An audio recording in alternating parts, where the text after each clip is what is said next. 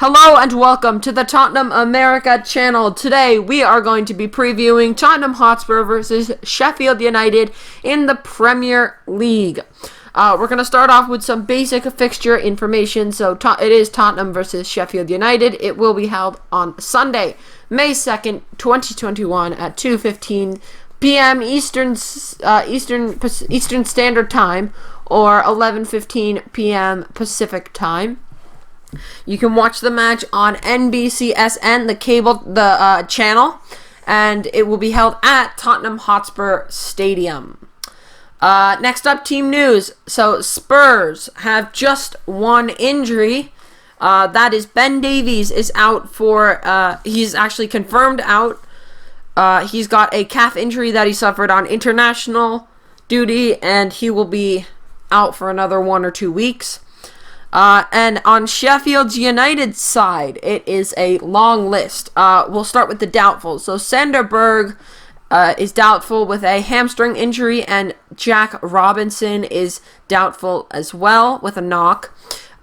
Billy Sharp is confirmed out with a thigh injury. Chris Basham is confirmed out with a calf injury. Jack O'Connell is confirmed out with a knee injury, and Oliver McBurney is confirmed out with a foot injury. So we'll go to the fixtures that the teams last played. So Tottenham lost their last fixture. It was a 1-0 loss to City in the Carabao Cup final. It wasn't the greatest of performances from Spurs that day. No. It wasn't. But Sheffield United they've gotten a win. They actually won at Brighton last time out. They won against Brighton. They were at their home in the Premier League. David McGoldrick got the only goal of the game in the 19th minute. All right. Next up, our projected team lineups. In goalie, we have Hugo Lloris. He's been amazing this season. Against Manchester City in the Carabao Cup final, he made that outstanding saves. That was world class. Next up is Serge Aurier. He didn't have the best performance against Manchester City, but I think he will start because I don't think Doherty will play because I think Serge is trusted more. Yeah, maybe next season, depending on the new manager who comes in, or if it's still Ryan Mason. Yeah. We'll see a 5 at the back with Doc implemented, but we need better center backs for that first. Next up is Alderweireld and Dyer, and our center back pair. They did really well against Manchester City. Both of them were incredibly solid. Both of them, and they've both been Alderweireld pretty good especially. this season. Yeah, Alderweireld especially. Dyer made 1 or 2 mistakes, but Alderweireld was... Dyer was also pretty good. Yeah. Considering what the season he's had, Dyer was incredible. Next up in playing left back is Sergio Reguilon. He didn't have the best performance against City. Recently, he hasn't had that good performances. Yeah. I mean, he's been doing well, just like silly mistakes. We need Ben Davies to come back and drop a masterclass to challenge for the left back spot. But unfortunately, he's injured. But I think Reguilon, hopefully he can bring a good performance. Yeah, hopefully. We can see that from him. And then our midfield pivot is Højbjerg and Ndombele. They both do very well.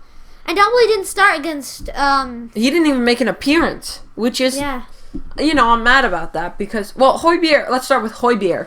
Højbjerg against Man City was okay. I think he was really good defensively. But on the attack, that attack we had, he really should have just put his foot through it. That was a huge chance missed. I think maybe he knows that his finishing is not good, so he wants to pass the ball more. Yeah, but he, trust his finishing. He scored an absolute banger against Liverpool.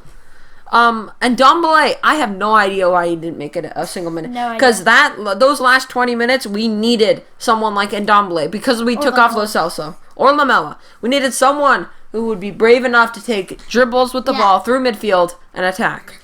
And Ndombele, Lo Celso, and Lamela, and kind of Lucas, but he had already been on. But Lamela, and Ndombele, and Lo Celso are the best guys that can do that. Yeah. And we didn't have them on. So no one was creating, and then we got scored on because so much pressure was forced at our goal. Moving on to the attacking midfield. Giovanni Lo Celso played central attacking midfield.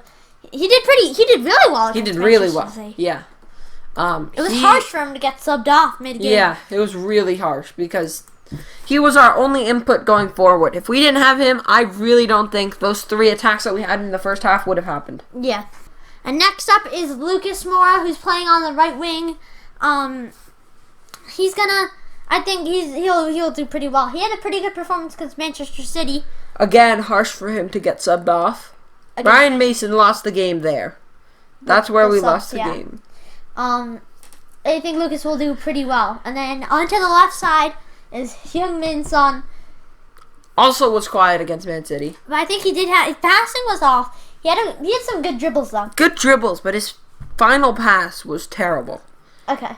Never found a Tottenham player. Yeah. Always found a Moving on next, our striker, Harry Kane. Harry Kane was decent against Man City. Yeah, he was First pretty half he was a bit quiet, but second half he dropped back and he started creating. Yeah, he made so many good dribbles. If Manchester City didn't foul us a bunch, then it would have gone differently. Yeah. But I mean, they're one of their back line members, Laporte, should have been sent off. 21 goals this season in the Premier League for Harry Kane. Yes, that's good. Let's get the golden boot, Big H. Yeah, I think he's ahead of Mo Salah by 1. He is on 21.